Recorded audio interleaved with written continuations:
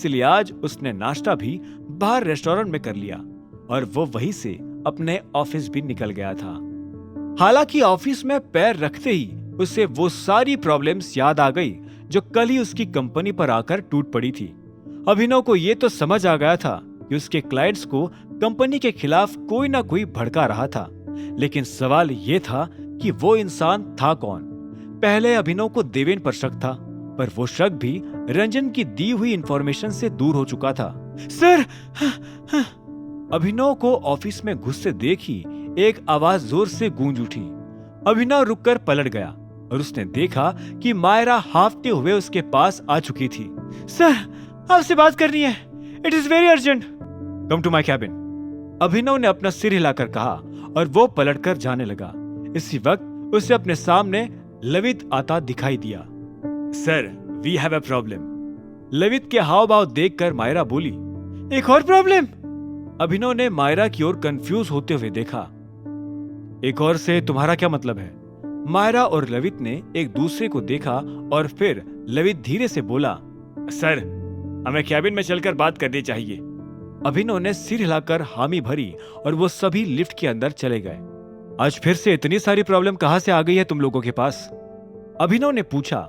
जवाब में लवित ने एक गहरी सांस ली और कहा, सर, हमारे इन्वेस्टर्स बाहर निकल रहे हैं।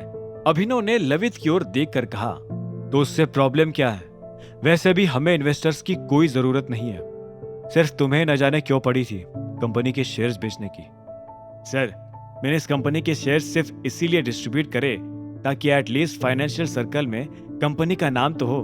अब भले ही इमेजिंग सिक्योरिटीज टाइगर सर की ही कंपनी है, बट ये बात कोई जानता भी नहीं है। सभी लोगों को यही लगता है कि ये कोई छोटा मोटा स्टार्टअप है जो कुछ महीनों में ही बिखर जाएगा। तो इन्वेस्टर्स के आ जाने से ये लगेगा क्या कि हमारी कंपनी टाइगर ग्रुप की है? मुझे तो लगता है कि अगर इन्वेस्टर्स को पता चल गया कि उनका पैसा टाइगर की किसी कंपनी में लगा हुआ है तो वो वैसे भी उससे बाहर नहीं होना चाहेंगे, नहीं? अभिनव ने पूछा और इस बार लवित से पहले मायरा बोल पड़ी। Sir, you are right. बस प्रॉब्लम यही है कि रानी मैम ऐसा होने नहीं देंगी।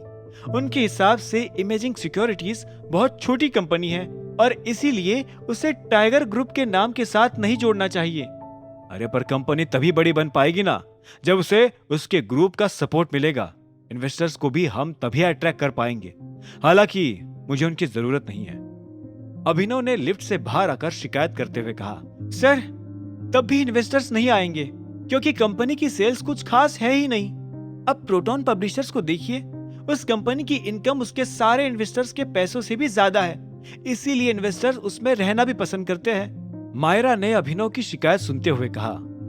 अभिनव ने भी एक पल के लिए कुछ सोचते हुए अपना सिर हिलाया।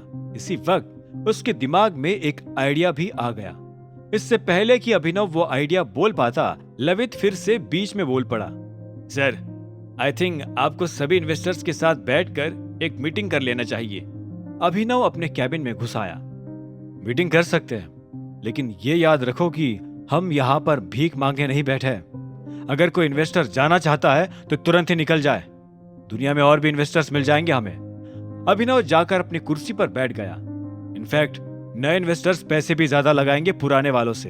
अभिनव की ऊंची बातें मायरा को शुरू में हजम नहीं हो रही थी, पर वो जानती थी कि यह आदमी मामूली तो नहीं था। अगर वो कह रहा था तो उसके मन में जरूर ही उस काम को करने के लिए रूपरेखा कहीं ना कहीं तैयार थी। सॉरी सर, लेकिन ये सब पॉसिबल कैसे होगा? लवित को अभिनव की बात पर जरा भी विश्वास नहीं था। उसके सवाल के जवाब में अभिनव ने अपना सिर हिलाया और कहा, पॉसिबल है लवित, और तुम्हें एक हफ्ते में दिख भी जाएगा कैसे। एनीवेज, तुम फिलहाल टीना से कोऑर्डिनेट करके एग्जिस्टिंग इन्वेस्टर्स के साथ मीटिंग शेड्यूल कर लो। उन्हें भी दिखा देते हैं कि बिजनेस करना किसे आता है। लवित ने अभिनव की बात सुनते ही एक पल के लिए मायरा से नजरें मिलाई। उसके चेहरे पर साफ दिख रहा था कि वो फिलहाल अभिनव को कोई पागल ही समझ रहा था। गहरी सांस छोड़कर उसने फिर से अभिनव की ओर देखा और धीरे से कहा, ठीक है सर। लवित अपनी बात कहकर ऑफिस से चला गया। उसके जाने के बाद अभिनव ने मायरा को बैठने का इशारा करते हुए कहा, चलो अब तुम्हारी प्रॉब्लम सुन लेते हैं।